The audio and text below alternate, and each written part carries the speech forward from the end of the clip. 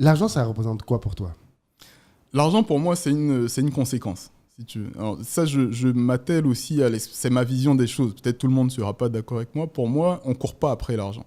L'argent, c'est la conséquence de quelque chose. C'est la conséquence d'un travail qui a été fait, d'un contrat, etc., etc.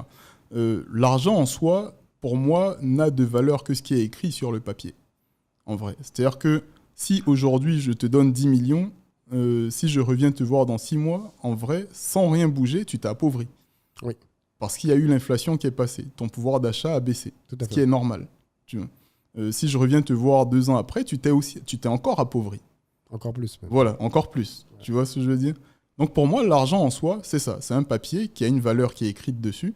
Et si tu n'en fais rien, ben, tu t'appauvris. Donc pour moi, ce qui est important, c'est quel est l'actif qui te génère cet argent, si tu veux. Moi, je me concentre plus sur l'actif. Par exemple, même quand on dit qui est le plus riche du monde, en vrai, les gens ne le savent pas, mais c'est une vision patrimoniale. Oui. C'est-à-dire que pour moi, c'est plus important de savoir quel actif j'ai dans mon patrimoine que de savoir quel argent j'ai sur mon compte. Ça n'a pas de sens, l'argent que tu as sur ton compte. En tout cas, pour moi, si tu veux. Si j'ai une stratégie, et ça, d'ailleurs, c'est une question, je pense que normalement, on fait l'erreur de ne pas se la poser, mais en fait, il faut se la poser chaque année. Si on était des sociétés au lieu d'être des individus, c'est-à-dire pour ceux, on se poserait cette question. Tout à fait. Parce que tu vois, une société, par exemple, elle ferait jamais l'erreur d'aller acheter, alors si elle a limite pas les moyens, c'est-à-dire le peu de moyens qu'elle a, elle va acheter une voiture et puis elle roule dedans. Ou bien elle va acheter une maison et elle vit dedans.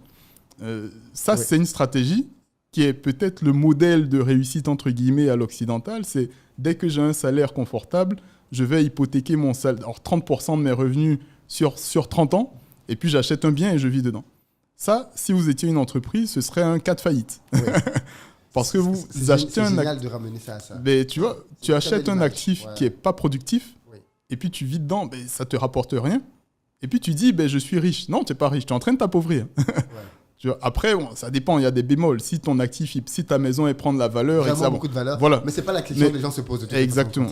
Mais tu vois, pour schématiser, moi, c'est comme ça que je vois l'argent. L'argent, en fait, pour moi, c'est la conséquence de ce que j'ai comme actif en stock. Donc, quand je dis actif, c'est quoi? Ça peut être des actions, ça peut être votre entreprise, parce que ton entreprise, elle prend de la valeur aussi. Mais elle génère aussi du cash. Tu vois. Donc, le cash qu'elle génère, c'est pas ça qui va m'intéresser. C'est quelle valeur elle prend. Tu vois. Voilà, donc en réalité, je vais toujours regarder les deux. Tu vas regarder ton cash flow, tu vas regarder le cash qui rentre, mais tu vas regarder surtout la prise de valeur de tes actifs. Ouais.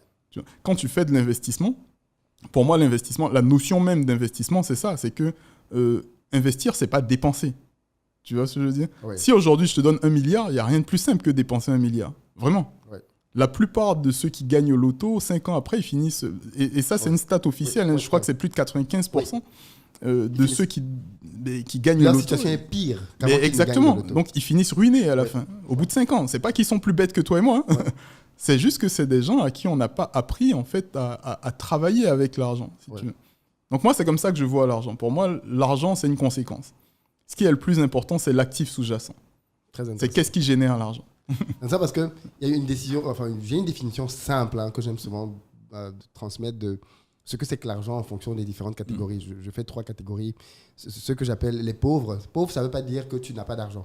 Parce que moi, voilà, le nom du podcast, même si c'est juste une question de temps. Je dis qu'avec le temps, en fait, soit tu vas en gagner plus, soit tu vas en gagner moins. Exact. En apparence, aujourd'hui, effectivement, tu peux avoir un bon boulot, une bonne voiture, mais dans 20 ans, ce que tu es en train de produire, l'actif que tu es en train de développer, soit il va perdre en valeur, parce que si tu ne comptes que sur ton salaire, la retraite va arriver, ainsi de suite. Donc, soit tu vas en gagner plus. Et d'ailleurs, tu n'es pas sûr que les institutions puissent payer ta retraite demain. On le voit aujourd'hui. En plus. Et donc, je dis, il y a 3 manières de percevoir l'argent. Le pauvre, entre guillemets, pour lui, l'argent permet de payer des factures. Et je me suis rendu compte que dans l'économie réelle, beaucoup de gens arriment leur salaire à ça.